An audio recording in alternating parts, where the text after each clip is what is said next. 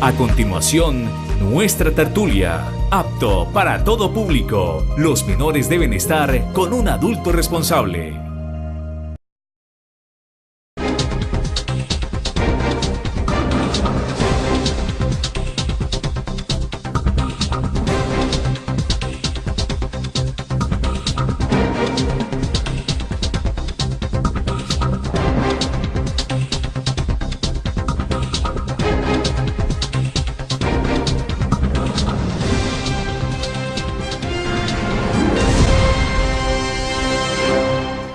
Bienvenidos a nuestra tertulia, el rostro humano de la noticia.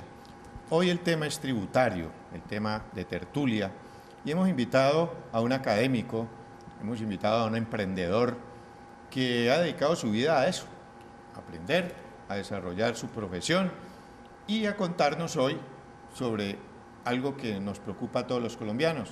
Cada vez que un gobierno entra un gobierno, siempre la preocupación de todo el mundo, a pesar de que en campaña digan que no van a hacer reforma tributaria, pues siempre la terminan haciendo y eso preocupa a todo el mundo.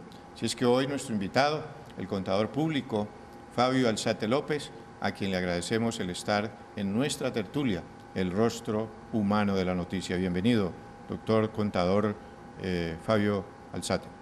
Bueno, gracias Fabio por invitarme a este espacio y llegar a mucha gente y darles algunos conocimientos acerca de lo que es la nueva reforma tributaria que se está gestando por parte del nuevo gobierno.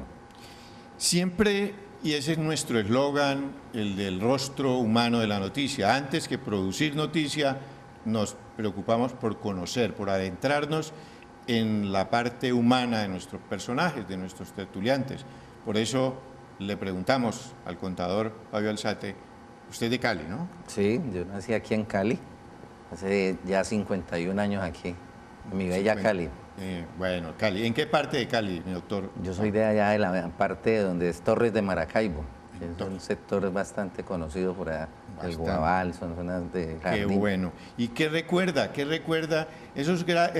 Siempre esos recuerdos de niñez son tan gratos que uno no le da nunca como pereza mencionarlos. ¿Qué recuerda de esa etapa de niñez, mi estimado Fabio? Pues de esa época, los amigos, los juegos distintos, pues es una época muy distinta a la actual, donde ya las redes sociales y mucha parte de la tecnología ha quitado esa interacción social, ¿no? Entonces, reunirse a jugar fútbol, ponchado, la lleva, esos juegos, el trompo, las canicas, todas esas cosas, eso es lo que uno más como realza en su mente, y algunos paseos al río Pance con sus compañeros de colegio.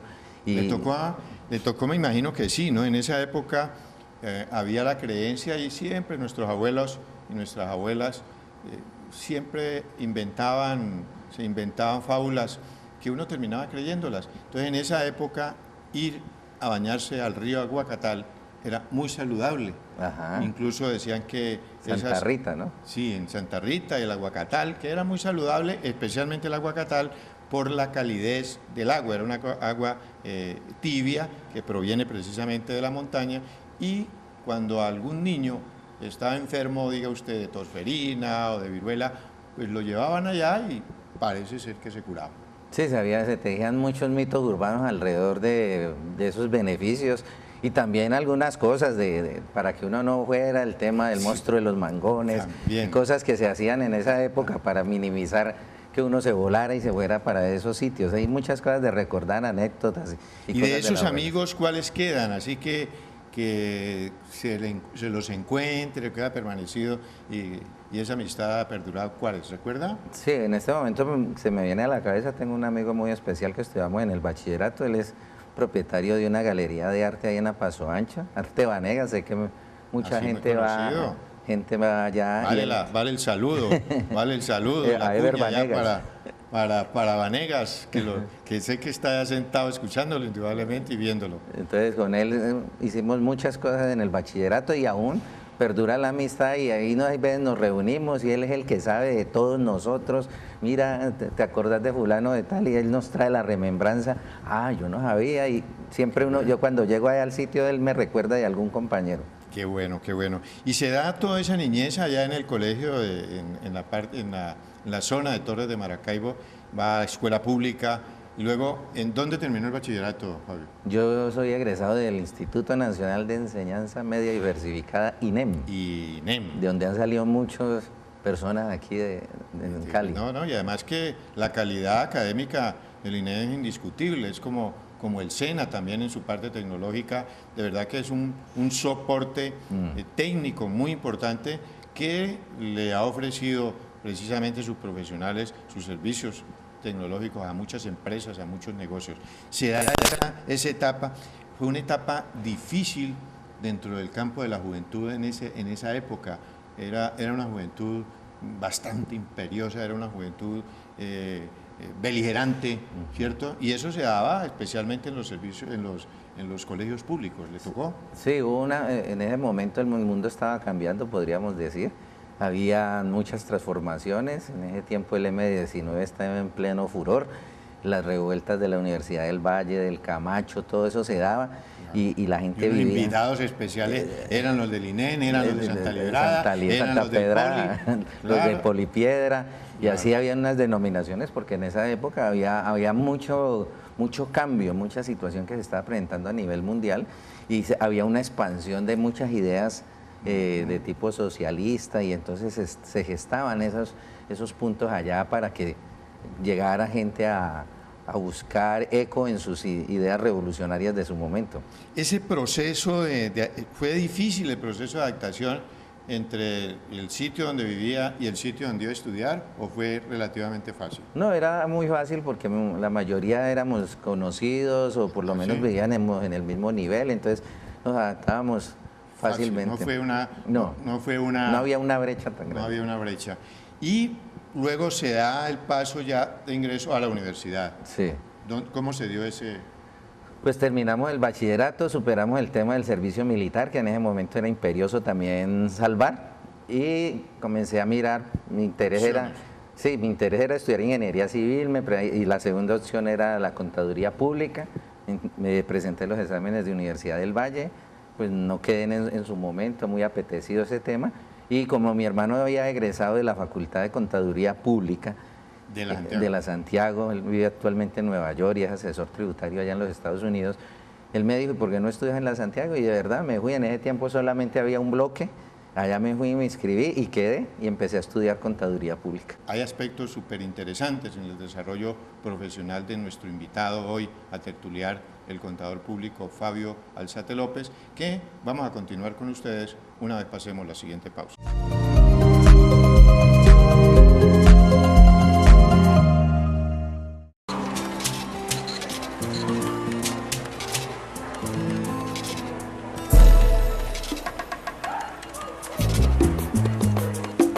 Buenas.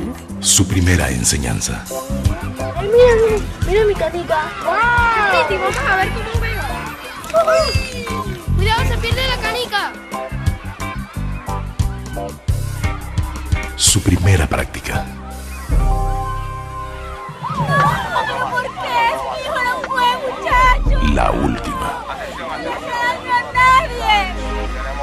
No culpes a la escuela, no culpes a la calle, no culpes a los amigos.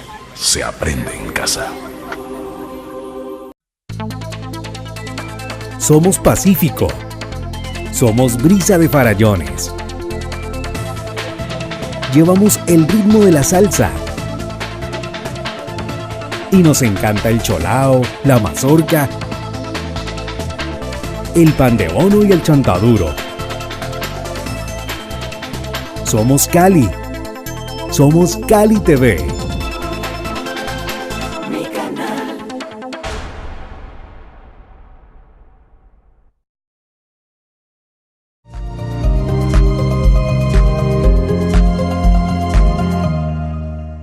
Estamos en nuestra tertulia, el rostro humano de la noticia, hoy con el contador público Fabio Alzate López, quien es un ingeniero civil frustrado, esa era su carrera, quería entrar a la universidad a estudiar la ingeniería civil y optó por el plan B, y el plan B era la contaduría, y había un referente muy interesante, quienes estudiamos algo de mercadeo, sabemos que la mejor referencia publicitaria es el boca a boca, es decir, aquello que se da a través, ese comentario favorable que se da a través de las personas de manera directa, esa es la publicidad boca a boca. Aquí se dio, porque el hermano de Fabio es contador público de éxito, se desempeña en este momentico como tributarista en los Estados Unidos, y él fue el que le insinuó a su hermano por qué no entrar a estudiar a la Universidad de Santiago de Cali, a estudiar contaduría. ¿Cómo fue ese proceso? Pues ahí iniciamos la parte de la contaduría pública, me interesó bastante, me gustan los temas empresariales, tenía como esa afinidad, y inicié mis estudios muy bien, a gusto. Participé en varios procesos de la Universidad de Santiago como estudiante, colaborando pues a construir cada día más la Santiago. Posteriormente pues ya como profesor y como ya docente de la Facultad de Ciencias Económicas, soy consejero superior, o sea que de la Santiago llevo más de 23 años que no me he ido de la Santiago, sumando estudio, posgrados y todo lo que llevo, y actualmente me desempeño todavía en la Universidad de Santiago de Cali. Pues qué bien, qué interesante que los profesionales pues, sientan ese sentido de pertenencia con su institución, porque realmente quien no lo haga es un ingrato. Y en este caso, pues no estamos ante un ingrato, por el contrario, una persona que tras todo su bagaje de experiencias, combinando la parte académica con la parte profesional, porque además se desempeña como asesor, ¿cierto?, contable, tributario en empresas del sector público y privado, pues está ahí en la universidad entregando conocimiento a los jóvenes que tanto lo necesitan. Hablemos de una parte, mi estimado contador Fabio Alzate, que a todos nos preocupa y tiene que ver con la reforma tributaria. Esa reforma tributaria, ¿cómo la ve? Pues ya se han venido dando algunos cambios, ¿no? El gobierno anterior, y a través del mecanismo de la OCDE, hizo unos cambios en relación a la manera como tributaban los colombianos.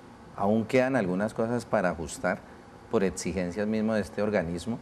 Que es la OCDE, o sea, OCDE. OCDE. Ese es el Club de los Países Ricos, lo denomino yo en un tono coloquial.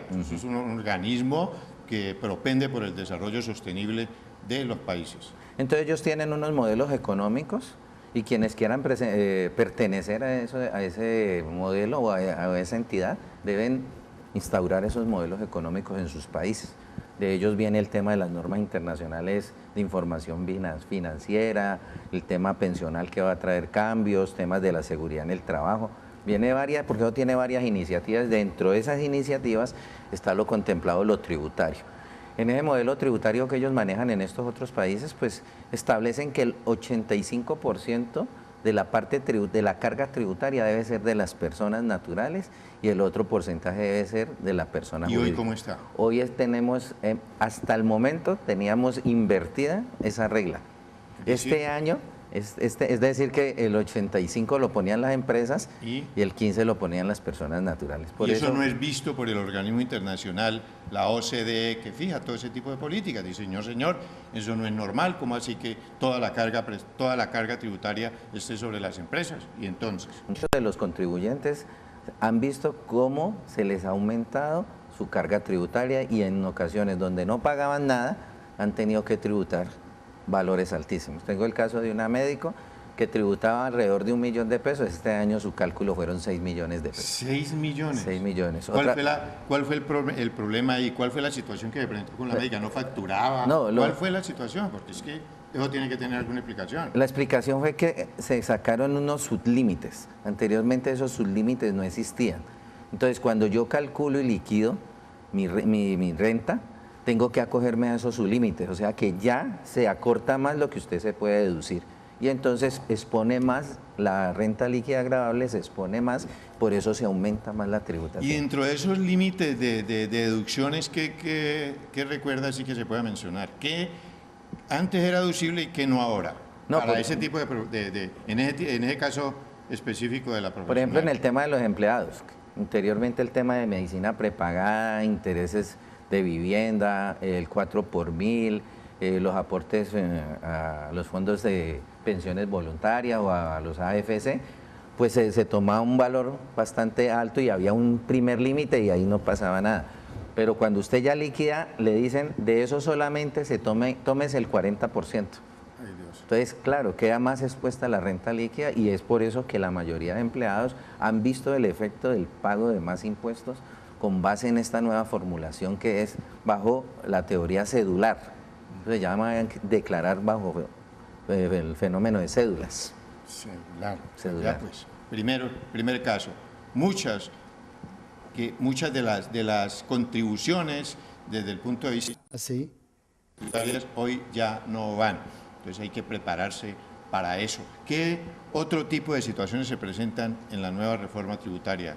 Por ejemplo, el cambio que hubo en los dividendos y participaciones, ¿no? Que ya quedaron grabados para este año. Tuve el caso de un cliente que el año anterior pagó 0 impuestos por dividendos y participaciones. Este año teniendo más o menos una utilidad de 49 millones, el cálculo fueron 13 millones de pesos, o sea, pasar de 0 a 13 millones de pesos. Es una exageración, por Dios. Es una exageración porque aclarémosle a la gente, aclarémosle al común, a la gente en común, ¿qué es lo de inversión, lo de ese tipo de inversiones?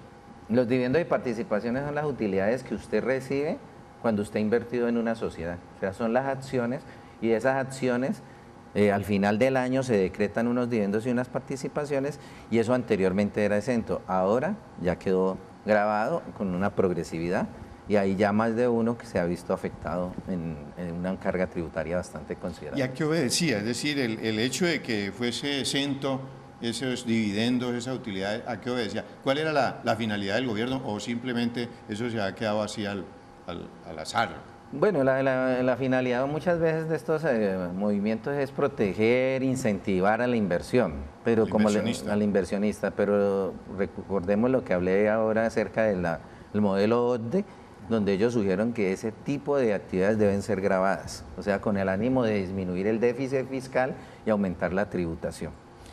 Pues de verdad que es bastante preocupante el que haya mucho ajuste, pues que va a tocar el bolsillo. Nosotros nos comenzamos a preocupar cuando nos toca el bolsillo, cuando nos toca que de una sola, sin previo aviso, tener que hacer ese tipo de contribuciones. Son aspectos, repito, interesantes que estamos tocando hoy en nuestra tertulia con el contador público Fabio Alzate López y que vamos a continuar una vez pasemos la siguiente pausa.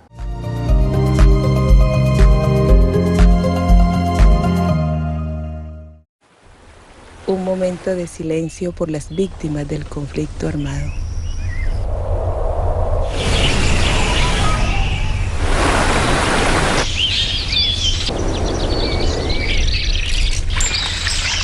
No más víctimas. No más víctimas. No más víctimas. No más víctimas. Por la memoria y la solidaridad con las víctimas.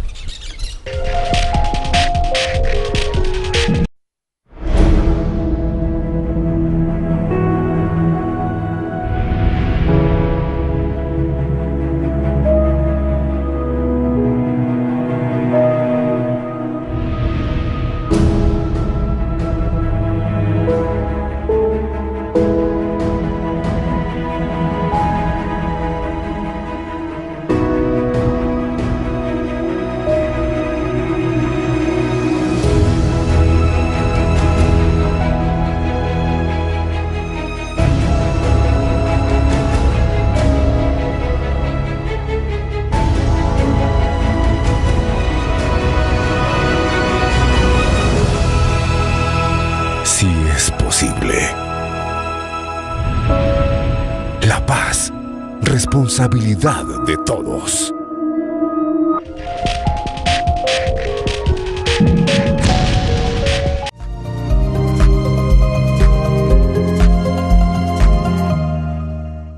Continuamos en nuestra tertulia hoy con un tema de gran interés y, por qué no, preocupación para nuestra teleaudiencia, la reforma tributaria.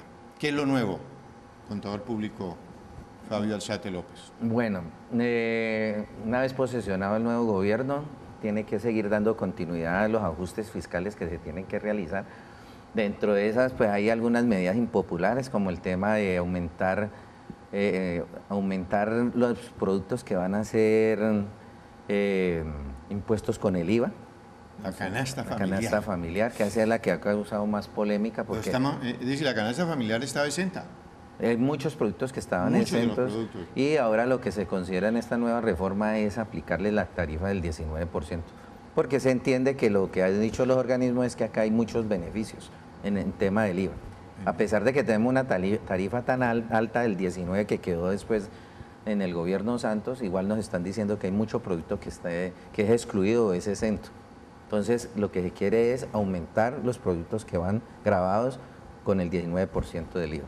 Bueno, terrible. Esa es una noticia que eso implica automáticamente un ascenso en absolutamente todos los productos. Pues, es decir, los precios comienzan a variar, no para rebajar, sino por el contrario, aumentarse. ¿Qué otra acción hay en términos de cambio en la reforma tributaria? Otra situación que se está planteando es aumentar el número de contribuyentes.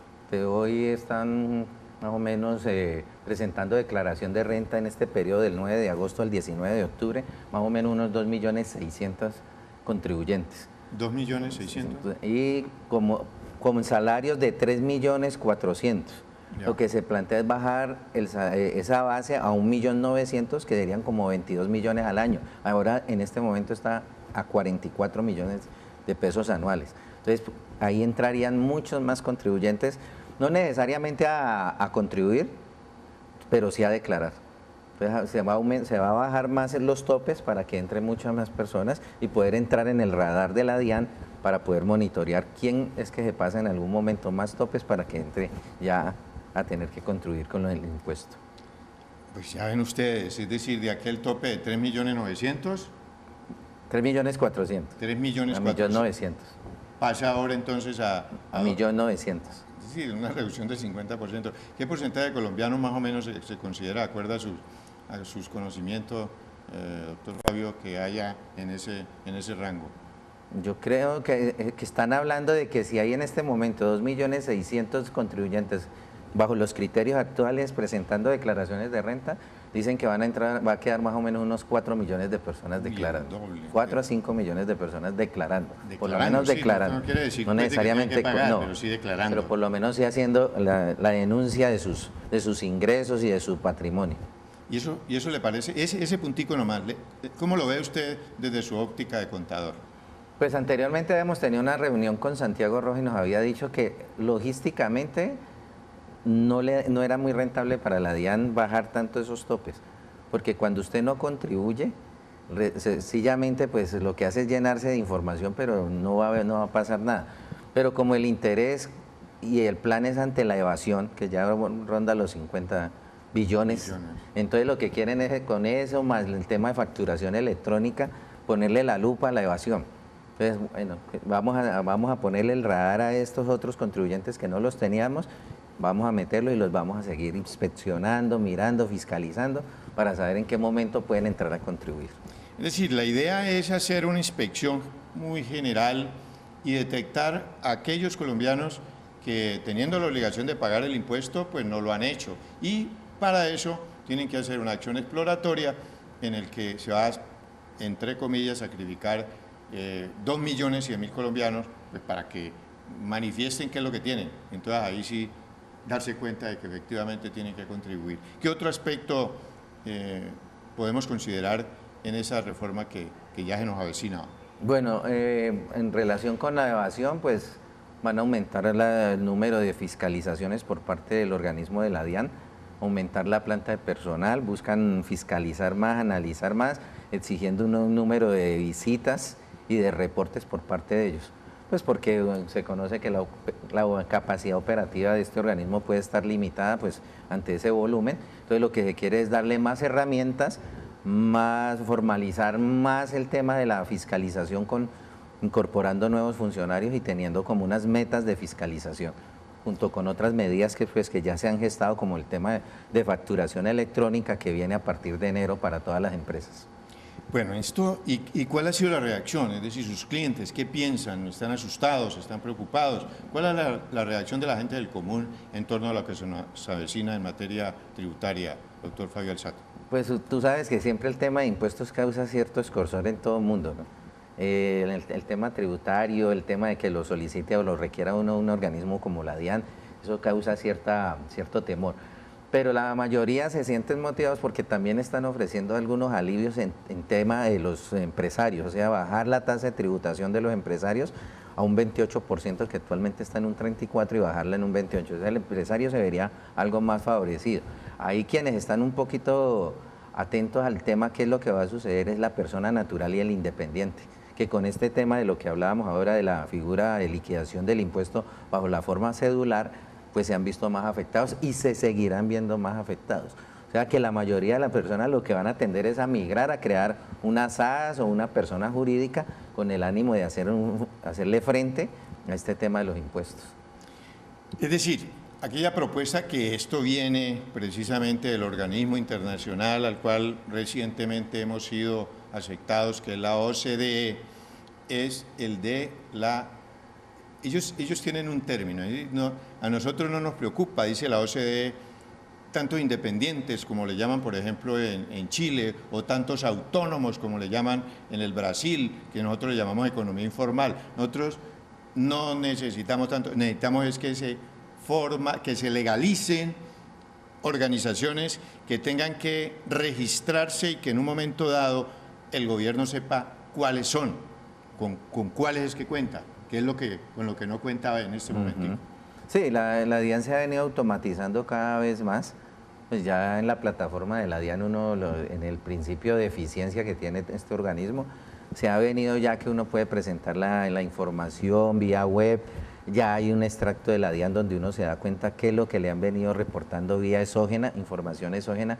Entonces cada vez se vuelve más claro y más transparente lo que está, pero eso es hacia la parte del que está legalizado, porque el que no está legalizado pues no reporta. Entonces en ocasiones dicen que hay una desigualdad, porque el que está en la legalidad pues está monitoreado, pero el que no está en la legalidad pues puede seguir todavía haciendo algunas zancadillas. Bueno, y en el campo de los pensionados, que es una preocupación también latente, ¿cómo estamos los pensionados en ese cuento, mi estimado Fabio? Pero pues para este momento, en las que yo en la oficina hemos asesorado a algunos clientes que son pensionados, pues no ha habido ningún movimiento debido a que la haciendo renta exenta.